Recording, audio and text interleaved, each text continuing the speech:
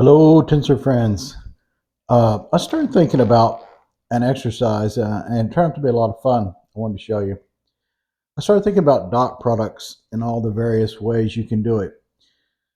We know that a vector, which is a tensor rank 1, right? So these are all everything we're doing are tensors. A vector can be defined as having contravariant components and covariant bases of vectors, right? So we write that as a superscript for contravariant and a subscript for covariant. You can also define this vector, excuse me, as having covariant components and contravariant bases, the vectors. So you can define it both ways, and they're equal. So what I did was let's take two of vectors, and I'm using the summation notation here, right? So we got the superscript v, the subscript e is equal to the v, the subscript, and the e superscript. So we got a vector v and a vector b. Now let's look at all the permutations of the dot product we can do with this thing. Let's do the first one is we're going to dot this with this. All right. So when we do that, we can pull out these basis of vectors, and we got E sub I dotted with E sub j. Well, you recognize this as the definition of the metric, the tensor. So this is the covariant metric tensor, or we just call it the metric tensor. All right. Then you got the product of the two components. All right. So what about if we dot this with this as thus? Well, when we pull these basis vectors out, we get e the sub I dotted with e super j. This right here is what happens when you dot a basis vector with its reciprocal. You get what's called the Kronecker delta. The Kronecker delta says that it is equal to 1 when I equals j. When I does not equal j, it's equal to 0. Now, if you want to learn more about what this is, you need to read up on dual spaces. Dual spaces. This is called a dual basis vector, and it is quite complicated, but useful. All right, so there's the other way. Now, what happens if we dot this one with this one? Well, we just get the same thing, just the opposite, right? So we get the Kronecker delta, but we get the covariant component with the contravariant component. Now there's one more. What if we dot this one with this one? All right. So here we have two contravariant basis of vectors, which gives us a contravariant metric, the tensor, which we call the inverse metric tensor, times the product of these two covariant components. Now you can prove all of these are equal mathematically, but it's a lot more fun to get your hands dirty and do it with an example.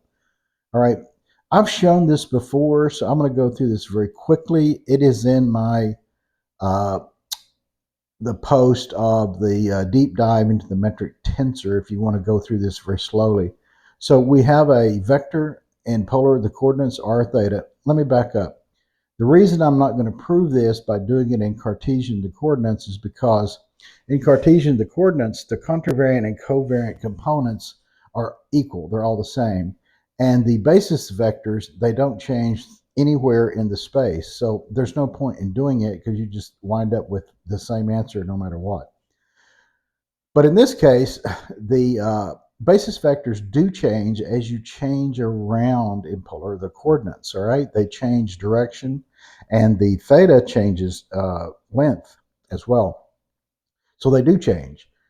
So what we've done is superimpose this r vector, which has components r theta, and a Cartesian the plane, xy, such that we can look at the components. So the component of this vector uh, superimposed on the x-axis would be the cosine of this angle would be that r sub x over the magnitude of this vector.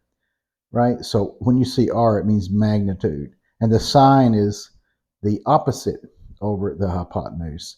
So now we have a relationship between r theta and the components in the Cartesian frame. So we can write our vector here as thus, such that it has these unit vectors in the Cartesian plane. Now we need to find the basis of vectors for polar coordinates, and that is defined as the partial derivative of the vector with respect to its components. Now we only have two components, r and theta. Now real quickly, remember when you take a partial derivative, you hold everything constant except what you're taking the derivative of. So in this case, cosine theta is a constant, and the derivative of r is just 1. So you wind up with this expression. With theta, you wind up with this expression. And now we need to find our metric tensor, which you know is the dot product of all of these basis of vectors. So we have 4 components of the tensor. We do all these dot products thusly. I'll just go through one here as an example. Now, when you take the product, you're gonna go this times this, plus this times that, plus this times this, plus this times that, right? So you're gonna get 4 terms, 2 of which are the same, so you can just multiply it by 2. Now remember, these basis vectors are in the Cartesian coordinate frame, and that is a orthonormal reference frame. So the x hat dot x hat is equal to 1 because they're on top of each other, and the cosine of the angle is 0 and the cosine of 0 is 1. Here, since they're orthonormal, it means that x hat and y hat are 90 degrees apart, and the cosine of 90 degrees is 0. So all of these outer terms, outer and inner terms, are going to go to 0. I just gave this as an example, right? So we don't have to worry about those. It's just these that we have to be concerned about. All right, so we do our calculation and we get GRR is equal to 1. Now we're going to do GR theta when this is a symmetric tensor across the diagonal. So it's going to be the same for G theta R. All right, so we do this. We don't worry about the outer terms, and we get 0. And we got one more to do, which is theta theta. We do that calculation, we get R squared. So we have our metric, the tensor, 100 R squared. Now, we also need our inverse metric tensor. Now, since this is symmetric across the diagonal and the off diagonals are 0, it's pretty easy to take the inverse. It's just 1 here and 1 over R squared there. There's no need to go in anything sexy to do that. All right, so now we've got everything we need. Let's make up a couple of vectors, all right? So I just chose a radius of 2. And for the vector, we've got 2 and its basis vector, and I'm going to say it's pi over 4 away from the x-axis. Remember, in the coordinates, you go counterclockwise from the x-axis. So this is a vector of length 2, pi over 4 degrees, or the radians rather, away from the x-axis. And the p vector is also length 2 because that makes it easier. And it's pi over 3 away from the x-axis. So let's do our first dot product. But before we do that, you've noticed here, I've defined both of these vectors with contravariant components, But up at the top, you saw that we did calculations with covariant components. So we've got to find those first. The easiest way to do that, since we already did our metric, the tensor, is to say the covariant component is equal to the metric tensor components times the contravariant. All right. So what happens here is you're just contracting this out. That's basically what you're doing. So we write that as we do. The first one is VR. So that would be equal to GRR times VR plus GR theta times V theta. Well, we know this. We know all that. But so GRR is 1, VR, we just said it was 2, is 2. And GR theta up here you see is 0, so you don't have to worry about it. All right, so we got our first one. Now we got to do V theta, which is G theta R times VR plus G theta theta times V super theta. All right, so this is 0, we know that. The theta is r squared, and we know our r is 2 because we made it up. So we get 4, and then v theta we said up here is pi over 4. So it's pi over 4. These cancel, just get pi. All right? So here is our vector with covariant components and contravariant basis vectors. Okay? Now we got to do the P one. We do it exactly the same way. And here is our P vector with the contravariant components. So now we've got everything we need. We've got our covariant components, our contravariant components. We've got our metric tensor. We've got our inverse metric the tensor. So we can rock and roll now. We'll start with this one first. Let's write this all the way out. So this is GRR VRPR plus GR theta VRP theta, right? So I'm doing IJ. You just follow where the I and the J goes. G theta R, V theta PR, and G theta theta, V theta P theta, all right? So we go up above and we dig all of those out and plug them in, bada bing, and these are zeros. So we're not gonna even write these down anymore.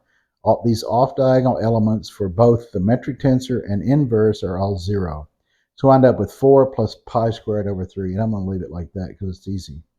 All right, so let's do the next one. Here we have the Kronecker, the delta, times these two components. Now remember, this is equal to 1 when I equal j. And when I does not equal j, it's equal to 0. So we can only have VR, PR, and V theta, P theta. All the others are 0 because they're multiplied by 0, right?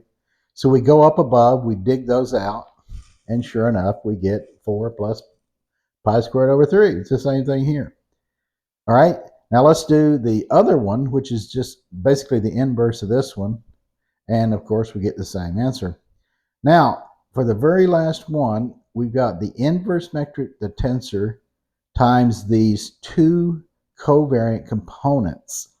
All right, so I didn't write down the cross terms because they're zeros, so we know all of these components now because we either calculated them or made them up, and we get 4 plus pi squared over 3. So I just thought that was cool to actually do an example where you can see that all these different variations of these vectors, when you do the product, you get the same answer no matter how you do it. I don't know what use this is, but it sure was a lot of fun. All right, see you later.